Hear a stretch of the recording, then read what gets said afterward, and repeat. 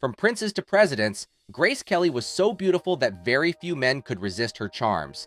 However, this greatly damaged her reputation and sparked a lot of debates about her true nature.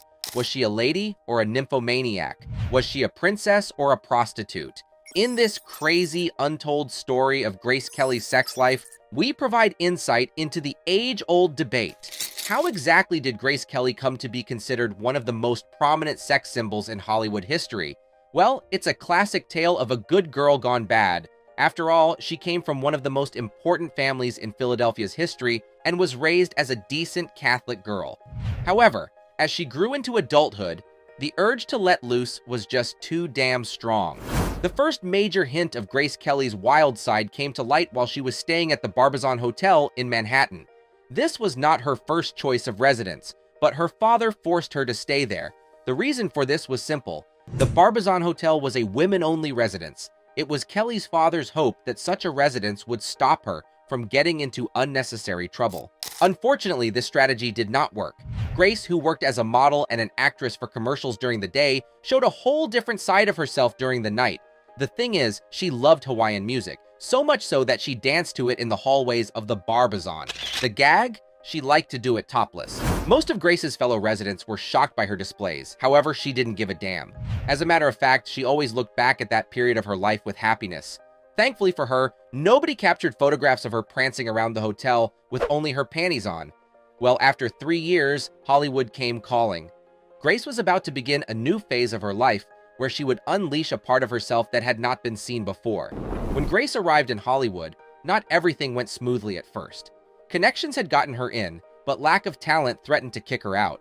Her first couple of performances received heavy criticism for how empty they were. Dismayed, Grace enrolled in private acting lessons to get better. Well, Grace eventually got good as an actress. However, she picked up a far more important skill than that. She learned to tap into her sex appeal. This made her one of the most electrifying personalities in La La Land within no time. Now, back in the day, Hollywood was not known for its strong morality or its restraint. The stars, who constantly sought pleasure, partied like there was no tomorrow. This environment inspired Grace to let loose more than she ever had before. This time, her father was too far away to hold her back. As one of the most beautiful women in the world, she had her pick of the litter when it came to men. Now, Grace had a very healthy sexual appetite. However, this did not conclusively indicate that she was an indiscriminate nymphomaniac. There were some men she gave herself over to quite easily, but there were also others she rejected until they went mad. On top of this, Grace herself was rejected by some men as well. Even though she looked like a goddess, not everyone fell for her charms. One of the first men Grace gravitated toward was Gary Cooper. The easygoing Hollywood legend had the kind of classical masculinity that is rare to find today. It's quite easy to see why Grace was attracted to him. They had a short affair while filming High Noon, but things did not go on beyond that. Another man Grace is said to have had an affair with is her clothes designer, Oleg Cassini. One time she called him and invited him to come see her in California. This excited him so much that he dived into his swimming pool, forgetting it was empty. Luckily, he walked away with only a broken nose. John F. Kennedy is another prominent personality who is said to have had an affair with Grace. If you know anything of JFK's dating reputation, you know he just couldn't resist the allure of Grace. Jackie Kennedy was so annoyed by this affair that she acted extremely rude towards Grace. Well, would you say that this attitude was justified? Anyways, when filming Magambo in Africa, Grace tried her hands at another Hollywood legend. Even though she was head over heels for Clark Gable, the Hollywood idol just didn't feel the same way. Reportedly, he got so sick of her advances that one night, he snuck into her tent and got her drunk until she threw up. That put a quick, embarrassing end to their romance. But hey, at least Grace was nominated for an Oscar for her role in the movie. She was still figuring out how to be a seductress, but her acting career was getting better. Some of the high points of Grace Kelly's life as an actress are her collaborations with the notorious Alfred Hitchcock. Hitchcock was head over heels in love with Grace, but unfortunately for him, she did not feel the same way. In any case, during their 3 movie collaborations, Grace used her sensuality to a very high degree, further heightening her popularity. This made her even more desirable than she was already. Bing Crosby, one of the most renowned song and dance men in Hollywood history, fell crazy in love with Grace Kelly. While filming The Country Girl, the movie that won Grace an Oscar, the two of them started dating. Now, at the time, Bing was betrothed to someone else. But what did that matter when he could have his way with Grace Kelly? Because of their affair, Bing postponed his wedding. To keep his nefarious activities with Grace a secret, he took her to Alan Ladd's home. This annoyed Alan so much that he asked his wife Sue if there wasn't anywhere else Bing could take Grace. Bing, who was tired of hiding, eventually asked Grace to marry him. Unfortunately for Bing, things didn't go as planned.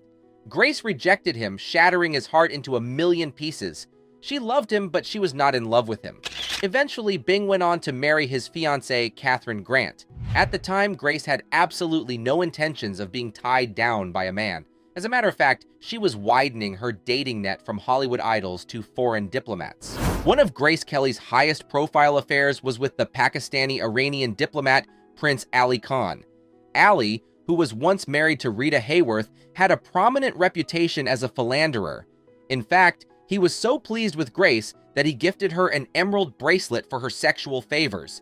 They both went their separate ways, but their affair was one for the movies. In 1955, when Grace was only 26 years old, she met Prince Rainier III of Monaco. The prince, who fell in love with her at first sight, planned to tie her down with marriage and end her sexual rampage through Hollywood. Getting Grace to visit his castle was proving difficult, though, as several complications arose. Eventually it happened, and they began a one-year courtship. The two of them got married in 1966. There were two wedding ceremonies, a civil one and a religious one. The whole affair was covered extensively by the media and was watched by over 30 million people around the world. Grace was always treated like a princess, but now she had become one for real.